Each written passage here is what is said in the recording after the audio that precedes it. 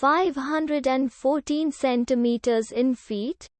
First of all, we need to know the value of 1 centimeter in feet.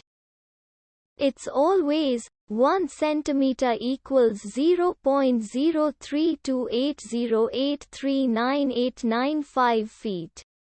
Now we have to multiply 0.03280839895 by 514.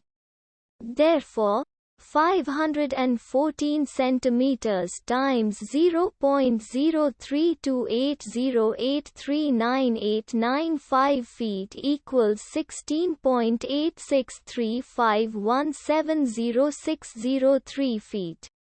So, in other words, 514 centimeters equals 16.8635170603 feet.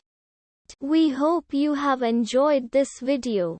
Please like and subscribe to our channel for more videos like this.